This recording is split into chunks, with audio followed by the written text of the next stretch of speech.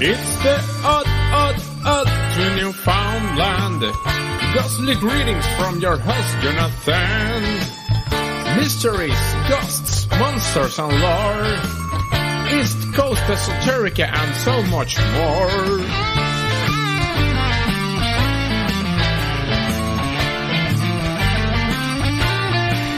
If it's odd to your friend, it's on the Odd to Newfoundland.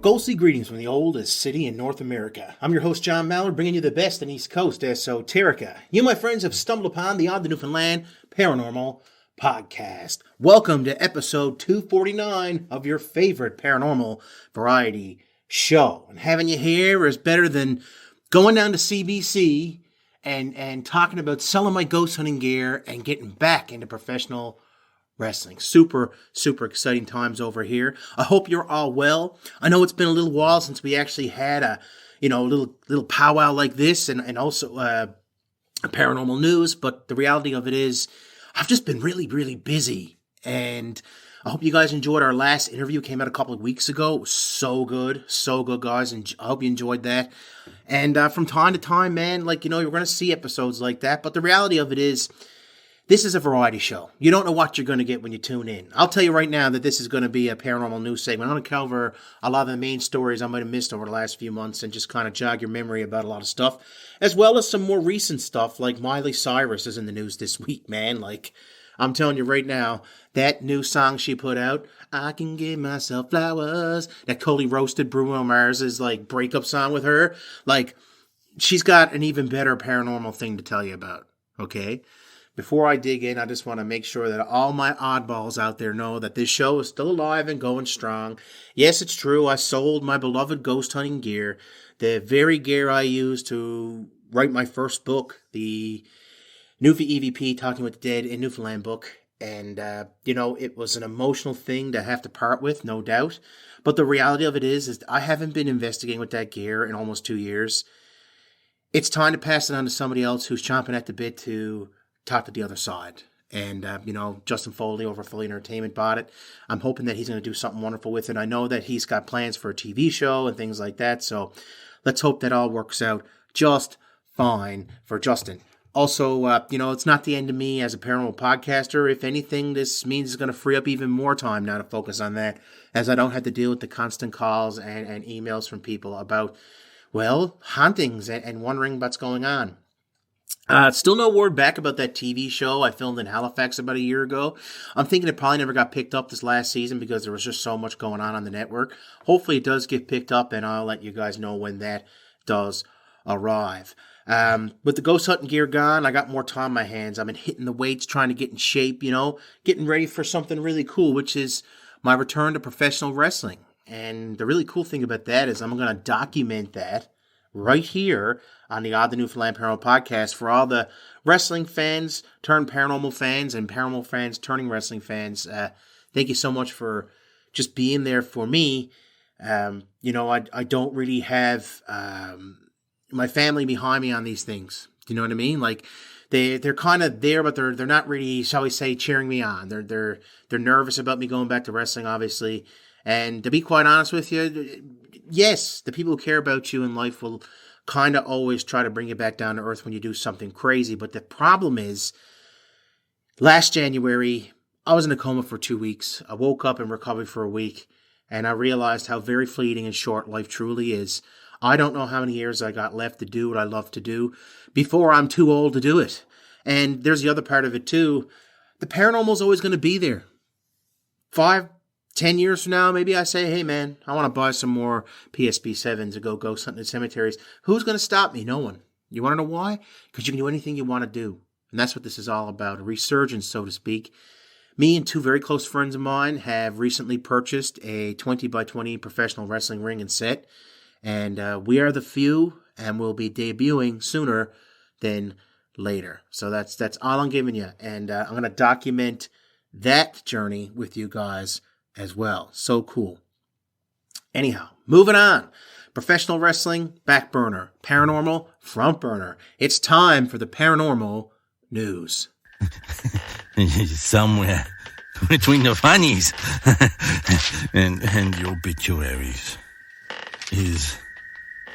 Oh, yes. The paranormal news. Miley Cyrus. What can I say? New CD, gotta love it. I'm a personal fan of her covers, actually. There's a couple of covers she's done that are really, really good. But anyway, that's beside the point. Let's talk Hannah Montana, baby. Since she became an adult, Miley Cyrus's career has been defined by pushing the boundaries of what people might have expected her. As a daughter of country singer Billy Ray Cyrus and the lead of Disney Channel's Hannah Montana, her fans already know that she doesn't really fit into any box when it comes to what kind of performer and celebrity she is. And apparently, even aliens from another planet have taken notice. Since the star claimed in a 2020 interview that she was once chased down, quote-unquote, by some sort of UFO. Very interesting stuff. Miley Cyrus has many outlandish moves that have caused controversies over the years. By the time she sat down with fashion designer Rick Owens for an interview in 2020, her public image was, comparatively tame, really. When the former child star opened up about her UFO encounters, she had 6 solo albums under her belt and was making headlines for, quote-unquote, finding herself. As Elle put in 2019, rather than apologizing to cyberbullying Selena Gomez and Demi Lovato in 2008, or for her intense sensitive comments about hip-hop music and culture in 2017. During the discussion, Owens and Miley talked about the new music she was recording, being creative during the coronavirus, and living on the road, which brought them to extraterrestrial life. The designer told a story about staying on a ranch near Area 51 for her 57th birthday, which is when Cyrus asked him if he believes in aliens. I don't really, but it seems a little arrogant to assume there's nobody else but us, Owens responded to Cyrus about alien life, to which she replied, that's what I think. She then went into details of what she believes was her brush with something from another planet, though she didn't indicate exactly when this brush occurred. I was driving through San Bernardino with my friend, and I got chased down by some sort of UFO, Cyrus said. I'm pretty sure about what I saw. But I'd also bought weed wax from a guy in a van in front of a taco shop, so it could have been the weed wax. Way to ruin the article for us, Miley. I just thought it was funny to kind of read it with you guys. But truth be told, have you guys had missing time? Has it ever happened to you? Is there proof out there of UFOs? Interesting stuff to talk about. Let's go from UFOs now and jump right into some paranormal activity. This is an article that came out a little while ago, and lucky us, there's actually a news story as well. I'm going to go ahead and play that for you guys right now. It's the time of year when we hear all kinds of stories about haunted houses and haunted buildings. Yeah, that's right. And in Clinton, those types of stories lead you to the J.R. Doherty building on Main Street. It was a furniture store and apartment complex for half a century. Today, the walls and ceilings are peeling apart. The stairs and floor creak with every step. Windows are broken.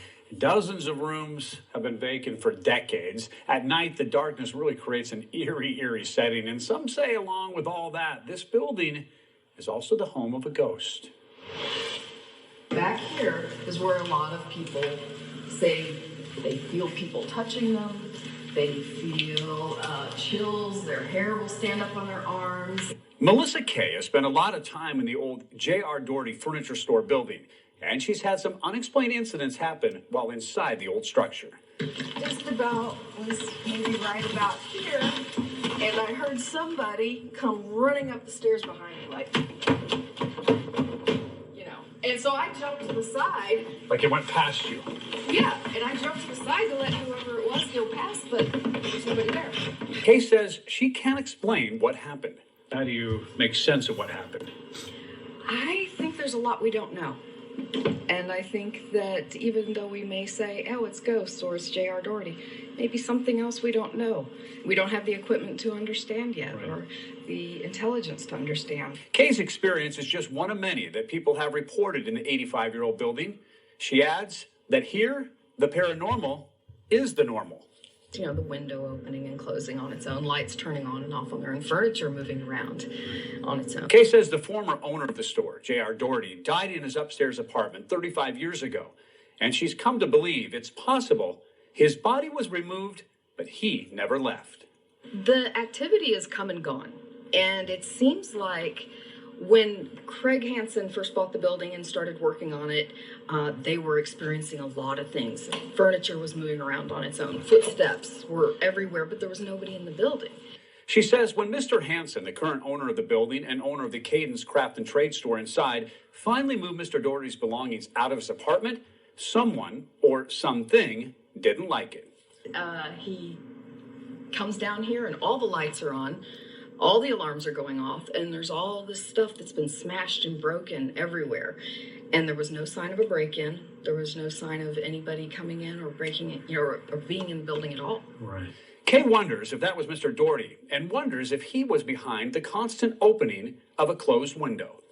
I kept my eyes on it and watched the window because I wanted to see it actually open on its own, right? And so, I mean, for 20 minutes, I was here with my kids and we watched and watched. Right. We got distracted and looked away for about 20 seconds. We looked back over. It's open. I mean, somebody could not have, ran by and opened it and disappeared in that amount of time that we weren't looking. Some things in the old store, like this doll case that Kay set up, just add to the curiosity and the chill.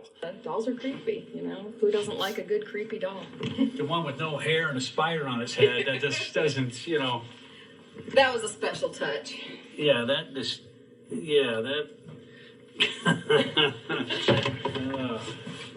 But stories about the ghost of the building's former owner really make you wonder. I don't know. There's a lot of things you can't explain.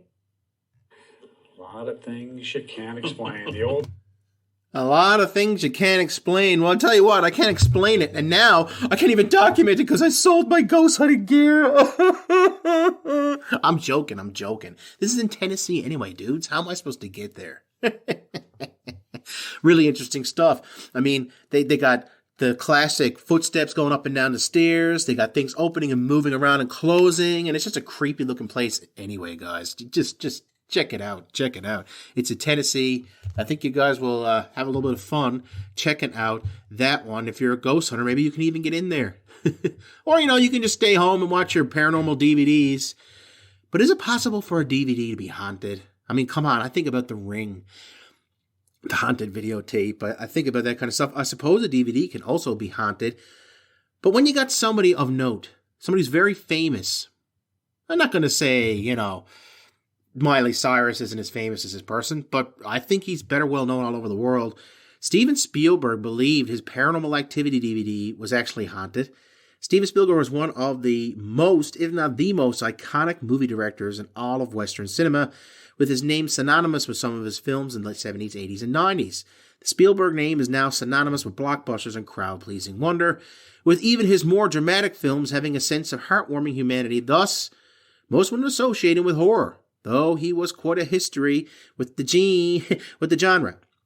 Both behind the camera and in front of the TV, Steven Spielberg wrote and arguably co-directed the 80s horror flick Poltergeist, but his most haunting horror movie experience involved the film Paranormal Activity.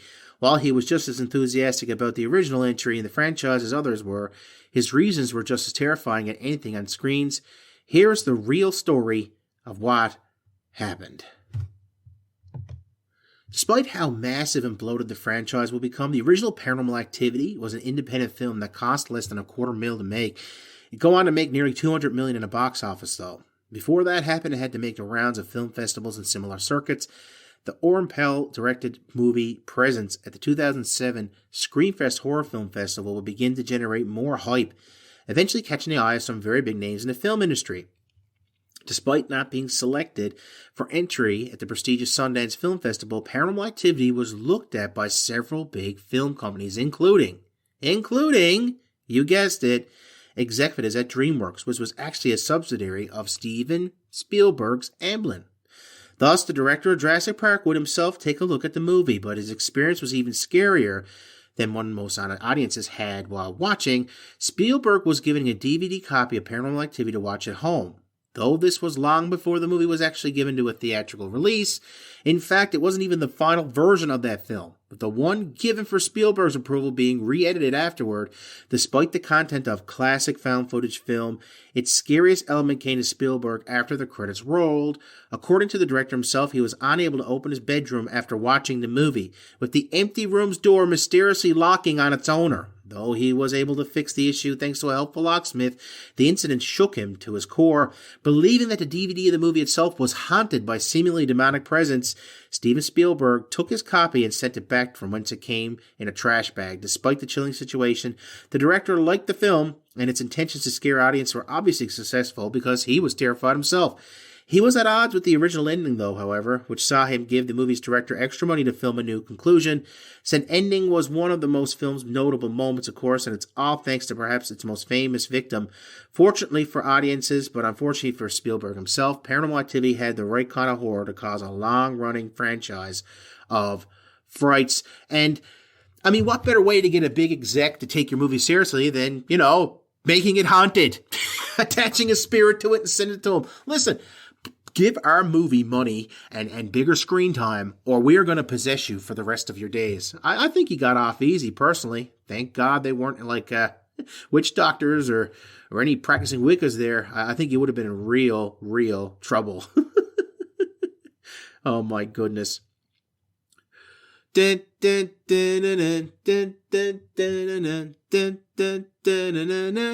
Start spreading the news. I'm just outside town. Everyone wants a pick of me. Sasquatch, Sasquatch. If I could make it there, the place will smell like underwear. It's up to you, New York. Sasquatch, do do do do do. Is Bigfoot real? Well, Sasquatch sightings rumored to have been circulating upstate New York might point to, yes, is Bigfoot real and alive in upstate New York? Mayville, New York resident Peter Weimer told WGRZ that he's heard from 45 eyewitnesses who claim to have seen the legendary Sasquatch in the area around Chautauqua Lake, located 60 miles just south of Buffalo. There's 100 or more witnesses. According to him, according to WGRZ, the county is packed with dense forests and deep gorges where a large animal could live but rarely be seen. Like the Black Bear, Weimer, who responds to the annual Lake Bigfoot Expo event for believers and fans, he's actually been a part of that, says footprints seen in nearby Asheville, New York are further evidence that Sasquatch truly is out there. Whitehall, located in Washington Country north of Albany, has also had a large number of Sasquatch sightings lately that led to it being dubbed the Bigfoot capital of the East Coast. In 1976, multiple witnesses, including local police and New York State troopers, said they saw a man-like beast standing over 7-8 foot tall and covered with hair, similar to the famous 1967 images captured by Roger Patterson in California. A blurry photo from a Whitehall trail came to 2010. And is among hundreds of reported Bigfoot sightings across the state. And me, I'm not surprised in the least. I mean, if I'm a Bigfoot, I'm 7 or 8 feet tall, I'm a half a ton, and I'm hungry most of the time. I want me some of that good old-fashioned New York deep dish pizza. Give me the grease, baby. That's what it's all about. Hey, can't you see I'm squatching here? On to the next. Now, originally when I read this article, what caught my eyes, it said Doctor Who experienced afterlife. Says it was like Plato's World of Ideals, and it caught my eye because I saw Doctor Who experienced afterlife, and I was like, oh man, I gotta put that up there in memory of Steve Lake. But then I realized, no, this real life Doctor Who has experienced an afterlife. It says it was like Plato's World. This actually happened to this guy. Eben Alexander, a neurosurgeon doctor who claims to have experienced the afterlife during a 7-day coma, says the experience was like Plato's World of Ideals. In 2008, Dr. Eben Alexander went into a coma after catching an acute bacterial infection that had a severe neurological impact on his brain. For 7 days, he lay unconscious. My homie. When he awoke, he described seeing a beautiful spiritual guide on a beautiful wing that took him through a wormhole. Sharing a story with the U.S. Sun, Dr. Alexander described the land of beautiful, very lush, flourishing meadow into crystal blue pools. Absolutely spectacular. He also talked about Gateway Valley.